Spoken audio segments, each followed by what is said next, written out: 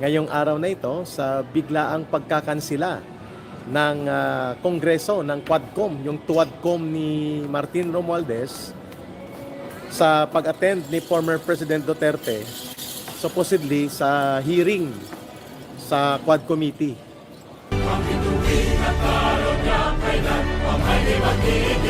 So ngayong umaga, it's around 10:15 in the morning dito sa Pilipinas.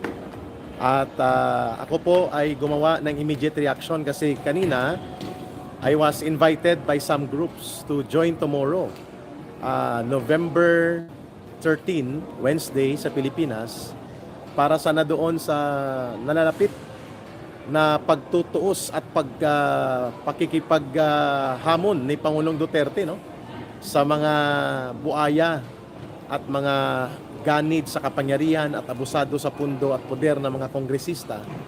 Hindi naman pala nila tinuloy para bukas ang pagpapatawag kay former President Rodrigo Duterte.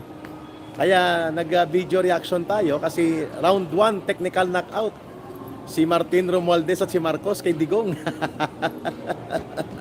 Good morning ka, Eric. First time ko na panood live ka. Keep safe. Maraming salamat ha. By the way, mayroon na po akong computer laptop. Simple lang at saka yung tripod holder ng cellphone. Hindi ko pa po nadadala kasi ako po ay nagpa-set up ng computer. At yung sa cellphone naman na holder ay in-order ko na. So maybe mga a week from now at tayo po ay kasi pa-travel pa ako ngayon sa isang probinsya. Halong ka, Eric? Yes. Kaya cellphone hold muna tayo by the hands, no? Sa kamay mo na. Hindi po natin maiwasan na mag-live ngayon sapagkat nagpumiyok at pumikit ang mata at umatras ang mga abusadong kongresista na gustong katayin at insultuhin at bastusin si Pangulong Duterte. Tumiklop sila. Bukas sana yung pagtutuos na yun. Yan ang Tatay Digong. Alam nila kasi na mas lalo nilang pinapagalit at inuudyukan ang sentimiento ng mamamayang Pilipino. The more that they attack, insult, and betray what has been done as a legacy of good political leadership and good governance by the Duterte government, lalo ng kanilang pag-atake kay Tatay Digong. Walang patutunguhan yan kundi ang paggalit at pagsiklab ng panibugho at sentimiento ng mamamayan laban sa mga kurakot, incompetent at walang integridad ng mga politiko sa Kongreso. So round 1 pa lang tumiklop na nagpadala ng sulat at nagpalabas si Congressman Ace Barbers. Ang sabi niya, i-reschedule daw ang Quadcom invitation for the attendance of former President Duterte. Next time na lang daw sa November 21. Yan po ay kung itutuloy pa nila. They are anticipating a very strong reaction from the people. Kung kaya, shout out daw, sabi ni Sorina Jabalia. Good morning. I-share nyo po itong reaction video natin.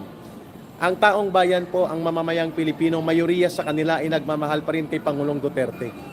At nakikita nila ang kaibahang malaki sa pamumuno ng strong leader, good governance, and legacy of strong political, decisive leadership na ipinakita ni Pangulong Duterte, na ngayon ay pilit winawasak ng mga ganid na politikong gahaman, sakim sa kapangyarihan at wala namang naitulong sa pag-unlad at pagsulong ng bansa.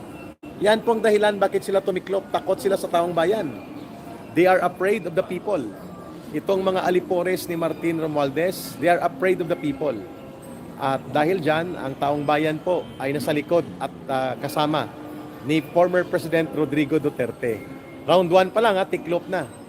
Ang nagde-destabilize po at nag-uudyok para magkaroon ng kaguluhan sa ating bansa are not the Dutertes. It's not Inday Sara Duterte, the Vice President. It's not former President Rodrigo Duterte. Ang nag-uudyok para magkahati-hati at magkawatak-watak ang mamamayan sa maagang laro sa maruming politika ay ang mga alipores ni Mr. Marcos sa pangunguna ng kanyang pinsan, si Martin Romualdez, si Tambaloslos, at ang kanyang mga sakim, abusado, at mga walang respeto sa proseso ng demokrasya at mapang-abuso sa poder nila ng mga kongresista kagaya nila Saldico, nila Paduano, nila Pimentel, nila Benny Abante, no? Itong kulukoy na nagpapastor-pastoran. Yan pong dahilan kung bakit sila tumiklop. Supposedly bukas pong pagtutuos na ito. The former President Rodrigo Duterte took on the challenge na harapin sila sa Kongreso. At kung ano man ang kanilang atake sa war on drugs, ay lantaran po face to face. Nahaharap si former President Duterte sa kanila. Ay tumiklop sila mga kababayan. Kaya si Ka Eric po ngayon, ang ipanaw sambayanan party list natin at ang ating sentrong alyansa ng mga mamamayan ay going live. Kung makikita nyo po mga Christmas tree at Christmas lights po ang aking background. Sapagkat nag-aantay po ako ng next meeting ko before I go to another place. Sa Visayas po ito, regarding naman po ito sa pagtitipon ng mamamayang Pilipino para mag-rally at tunggaliin po ang presensya ni convicted criminal, child trafficker, Franz Castro ng Alliance of Communist Teachers sa Visayas area. Sasama po tayo sa mamamayang Pilipino sa pagtuliksa kay Franz Castro. Kaya kung matutuloy sana bukas ang pagtutuos ng mga huwad or tuwadkom ni Martin Romualdez at ni former President Duterte, ay sasama sana tayo sa rally. Pero nag-conflict po ito sa isang malaking pagkilos ng mga mamamayan para tuliksain ang presensya ni Franz Castro.